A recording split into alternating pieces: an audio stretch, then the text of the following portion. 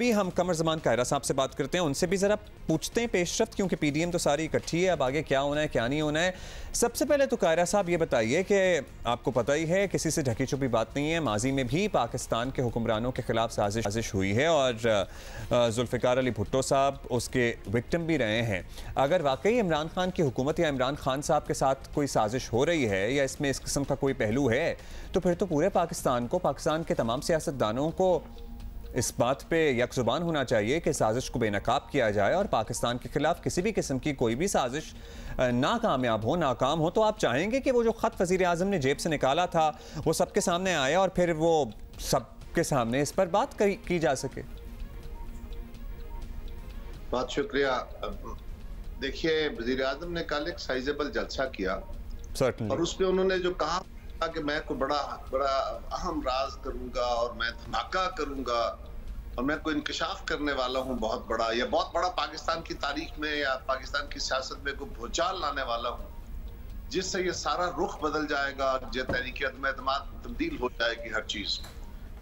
हम कोई 1.25 घंटे की तकरीर में वो ढूंढते रहे कि कब वो वक्त आएगा, लेकिन वज़ीर आज़म साहब ने जो सहारा लिया वो किसी खत का, अल्टीमेटली याद रखिए ये खत वही निकलेगा जो यूरोपियन यूनियन के सफरा ने पाकिस्तान को लिखा कि आप रूस के खिलाफ एक कंडेमिनेशन का बयान दें और वो भी यूक्रेन के इशू पे। मेरा जो ख्याल है, सफारतकारी की तारीख में हुक्मरानों को खत लिख के धमकियां नहीं दी जाती, धमकियां दी जाती है। जुल्फ़िकार अली भुट्टो को धमकी हेनरी किसिंजर ने सरेआम मुंह पे दी थी, खड़े होकर मीटिंग में लिख के नहीं दी थी, तो अपने खिलाफ रिकॉर्ड इकट्ठा नहीं करते।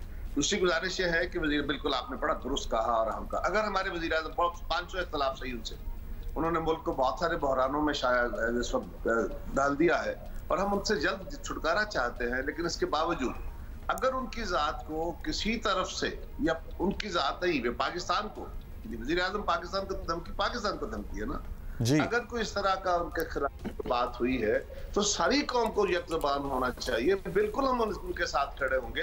वो बताएं तो सही ये क्या हुआ कि आप दिखा भी दे। वो कहते हैं ना कि खूब पर्दा है कि चिलमन से लगे बैठे हैं, साथ छुपते भी नहीं, सामने आते भी नहीं। यानी आपने कोई झलकी करा भी दी और मैंने कहा भी नहीं और मैंने कह भी दिया। ये एक और उनका स्टाइल है पॉलिटिक्स में कि वो चीजों को किसी और सिमत लगा जाते हैं कि जी अच्छा मैं अब बताऊंगा, अगली दफा बताऊंगा, एक खाम राज है, फिर उस दफा जाके उसको और एक डिफ्लेक्शन दे दी। तो ये यू टर्न उनकी पॉलिटिक्स का हिस्सा बन गया। ऐसा कुछ नहीं है। जुल्फ़िकार अली भुट्टो के तो कुछ कसूर थे। उन्होंने तो एटमी प्रोग्राम शुरू किया था जो अमेरिका को बिल्कुल पसंद नहीं था, बिल्कुल बर्दाश्त नहीं करते थे। उन्होंने तो आलम इस्लाम को इकट्ठा कर दिया था जो अमेरिकियों को पसंद नहीं था। उन्होंने तो तेल के हथियार को इस्तेमाल करने का दुनिया को एक मौका दिया जो अमेरिकियों को पसंद नहीं था। उन्होंने तो थर्ड वर्ल्ड को एक्टिव फोरम बनाने की कोशिश की जो अमेरिकियों को कबूल नहीं था। दुनिया के बहुत सारे ममालिक को कबूल नहीं होगा, लेकिन और वो उसकी उनको सजा भी मिली। लेकिन खान साहब ने ऐसा क्या कर दिया? खान साहब तो सिर्फ एक रूस का दौरा कर आए। वो तो ट्रंप के पास गए थे और उससे कहा कि मैं उसको इतना खुश होके आए, बल्कि इस्तकबाल कराया। आपको याद होगा, आपको एयरपोर्ट पर बहुत जबरदस्त इस्तकबाल हुए, फूलों के हार डाले गए कि वर्ल्ड कप जीत के आ गए हैं और कश्मीर हार के आ गए। यानी उसके चंद दिनों बाद उन्होंने एनेक्सेशन कर ली कश्मीर की, और हम देखते रह गए कि वो मतलब आप ये कह रहे हैं कि अगर वाकई पाकिस्तान, वजीर आजम पाकिस्तान के खिलाफ साजिश, पाकिस्तान के खिलाफ साजिश है, और अगर ऐसा है तो वजीर आजम को इसका पता बताना चाहिए और इससे छुपा के नहीं रखना चाहिए। It is high time. इससे ज्यादा इंपॉर्टेंट टाइम क्या आएगा उनके लिए? चलिए ये एस्टैब्लिश हो गया, लेकिन लेट्स आप खुद शेयर बंद कमरे में बुला ले सारे को, एपीसी इस पे सबको इकट्ठा करे, नेशनल सिक्योरिटी कमेटी की मीटिंग बुला। ये कुछ नहीं। एक्चुअली उन्होंने ऑफर तो की है कि ऑफ द रिकॉर्ड वो दिखाएंगे ये खत, और कुछ लोग तो क्लेम कर रहे हैं, अगर सोशल मीडिया को फॉलो करें, कि उन्होंने देखा भी है। आप जरा गौर करें, उन्होंने कहा क्या है। आप आए, मैं आपको इंडिविजुअली अकेले अकेले दिखा दूंगा। कौन आएगा? सर तो आप जाएंगे? सर ये ऑफर है। क्या पीपल्स पार्टी के क़यादत जरदारी साहब या बिलावल साहब उनके पास चल के जाएंगे? क्या मियां नवाज शरीफ साहब और शहबाज शरीफ साहब चल के जाएंगे? क्या मौलाना फजलुर रहमान साहब चल के जाएंगे? कोई असलूब होता है ना। उन्हें चाहिए था एपीसी बुला लेते, सारी कौमी क़यादत को बुला के। अच्छा, आपने इंपॉर्टेंट बात की है कि एपीसी बुलाई जाए इस मामले पे, और वजीर आजम एपीसी बुला के जो है वो सारी पार्टियों को बताएं कि किसने क्या धमकी दी है।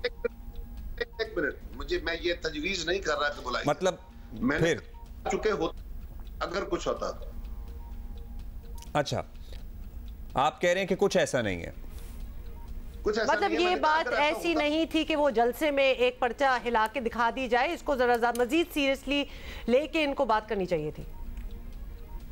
यकीनन ऐसा है, अगर ऐसा है तो यकीनन आप दुरुस्त फरमा रही।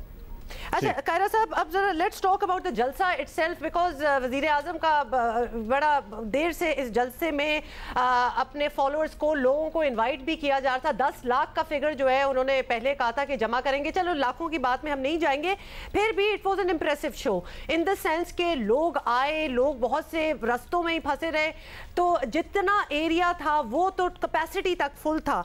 स्ट्रीट पावर, पॉपुलर वोट अगर देखा जाए, सपोर्ट देखा जाए तो वो खान साहब के साथ डेफिनेटली है। आप लोगों को कोई इस बात से परेशानी, कोई टेंशन, बिकॉज लोग तो आए? देखिए, गुजारिश ये है कि इस वक्त लड़ाई पार्लियामान के अंदर है, जहां वो हार चुके हैं। वो पाकिस्तान की सियासत को सड़कों पे जब करना चाहेंगे तो वो इलेक्शन का मौका होगा, वो भी हम उनको साबित करेंगे। ये बात आपकी दुरुस्त है कि एक साइजेबल जलसा था, उसमें सारे मुल्क से लोग आए, ये बात भी दुरुस्त है। आखिर 5-6 हुकूमतें काम कर रही थी, फेडरल गवर्नमेंट थी, कश्मीर और गिलगित की गवर्नमेंट थी, केपी की, बलोचिस्तान की, पंजाब की, उनकी हुकूमतें लगी हुई थी, उनके लोग लगे हुए थे और पिछले 15 दिन से तैयारी थी, बहुत अच्छा तैयारी उन्होंने करके आए। यकीनन इस्लामाबाद में बड़ा शो उन्होंने किया, लेकिन क्या इससे कम शो किया बिलावल साहब ने? ये तो सारे पाकिस्तान को एक जगह इकट्ठा किया।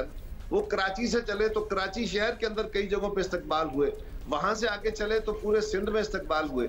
अब वो क्राउड तो साथ नहीं था ना, जो साथ उनके थे भी लोग वो गाड़ियों में थे, और जहां वो रुकते थे वहां वो सामने वाले क्राउड को खिताब करते थे और 15-20 मिनट में आगे चल जाते थे। तो वो पीछे वाला क्राउड तो आगे आके उसमें शामिल नहीं होता था।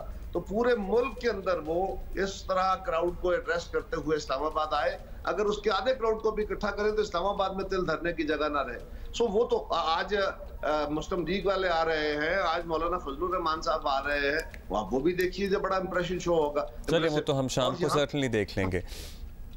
अच्छा कायरा साहब, लास्टली एक बात बता दीजिए कि जो इत्तेहादियों वाला मामला है ये कब तक सेटल हो जाएगा? कोई हमें गैस दे दें, कोई हमें टाइमलाइन दे दें। मुस्लिम लीग काफ के सिलसिले में कल तक ये खबरें थीं, आज सुबह तक, अलसुब तक था जनाब ये वो जो वजारत आला वाला मामला है सेटल हो गया है। राना सनाउल्लाह से अभी हम कुछ देर पहले ही बात कर रहे थे, वो कहते हैं अभी तक वो मामला सेटल नहीं हुआ है। तो सर और कितना टाइम लगेगा ये चीज़ें सेटल होने में? 50-50 का है उन्होंने। देखिए, गुजारिश ये है कि एक तो यह है कि 3-4 तारीख तक तो ये डेफिनेटली सेटल हो जाएगा, लेकिन मेरा ख्याल है कि ये अगले एक दो दिन में हो जाना चाहिए। 3-4 तारीख तक मैं इसलिए कह रहा हूँ कि इसका टाइम टोटल 3-4 तारीख तक है, तो उससे पहले होना ही है किसी तरफ लग। लेकिन जो राना साहब ने बात कही, जो मैं समझता हूँ मुस्लिम लीग काफ के साथ गुफ्तगू में कई मुलाकातें हुई हैं, उनमें बहुत सारी चीजें सेटल हो गई है। अब क्योंकि मामला हतमी तौर पे फाइनली अनाउंस नहीं हुआ और उसके जो सारी निटी-ग्रिटीज हैं दोनों अतराफ में, हमारी तरफ भी यानी अपोजिशन की तरफ भी और काफ लीग की तरफ भी, उसमें कुछ चीजें होंगी जो भी सेटल होने वाली हैं।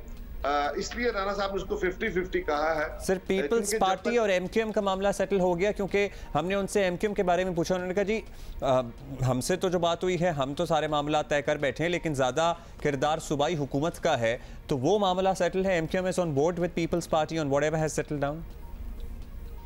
इस पे भी आपके इल्म में है कि एमक्यूएम ने भी और हमारी क़यादत ने भी बड़ा वाज़ेह तौर पे ये कहा है मीटिंग्स के बाद कि हमारे जितने इश्यूज थे वो हमने थ्रेडबेयर हमने डिस्कशन कर लिए हैं और उसके ऊपर हमें मामला फहमी करने में कोई एतराज एहतमाल नहीं है। वो हो जाएगा या हो गया है। अब उसको तहरीरी शक्ल देना है, उसको कोई एडमिनिस्ट्रेटिव ऑर्डर्स निकलने हैं, उसकी इम्प्लीमेंटेशन शुरू होनी है। ये बात दुरुस्त है कि हम क्योंकि मुखालफ एक दूसरे के एमक्यूएम के साथ भी रहे हैं, मुस्लिम लीग काफ का मुस्लिम लीग नून से रहा है, तो ये थोड़े बहुत एडजस्टमेंट में टाइम लगता होता है, लेकिन मेरा ख्याल है कोई ऐसा इशू रह नहीं गया। अगले एक आध दिन में उम्मीद है कि इत्तेहादियों वाला मामला जो है ये फाइनल तय हो जाएगा। ये ऊंट किसी करवट बैठ जाएगा। साहब बहुत बहुत शुक्रिया for being with us this morning. Thank you. ये पर्सपेक्टिव है और सारों का इनफैक्ट यही कहना है।